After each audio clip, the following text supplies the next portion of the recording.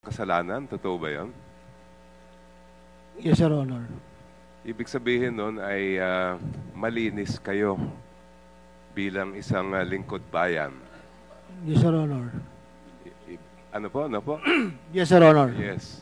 At kung sinasabi natin na malinis kayo, ibig sabihin ay hindi kayo nangurakot nung kayo ay district engineer. Yes, Your Honor. At paninindigan mo po yon. Yes, Your Honor. Sino ba ang mas mayaman sa inyo ni Mr. Bryce Hernandez? Kayo o siya?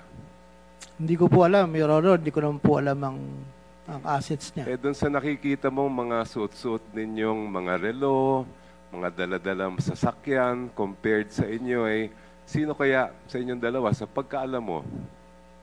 Hindi ko po alam, Your Honor.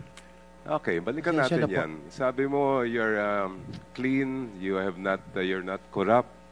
So are you willing to produce your SALENs while you were a district engineer? Yes, Your Honor.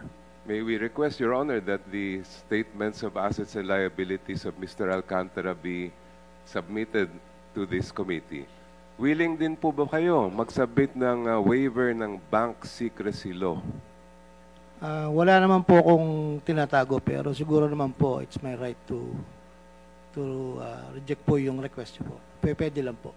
Pakisagot lang po, willing po ba kayo na mag-waive o hindi? I think, wala naman po ako tinatago, Your Honor. Pero I think it's my right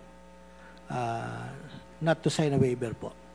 So you're saying that you are not willing to sign a waiver of the bank secrecy law? Yes, Your Honor. All right. Sabi mo nga rin kanina, wala ka naman tinatago. Are you willing also to sign a waiver of the cell phone records that are in the possession of the telco? Ano bang telco ang ginagamit ninyong kumpanya? Ito po, I think, Globe po yata ito. Globe. Ilan po ang cellphone ninyo? Dalawa po, Your Honor. Dalawa, pareho po siyang Globe. Hindi ko lang po matandaan yung isa po kung smart or ano. Hindi ko lang po ma-recall. Okay. Okay ba sa inyo na mag-sign kayo ng waiver na pwedeng tingnan ng komite yung mga nasa text message at yung mga ibang nilalaman ng inyong telco kung wala naman kayong tinatago?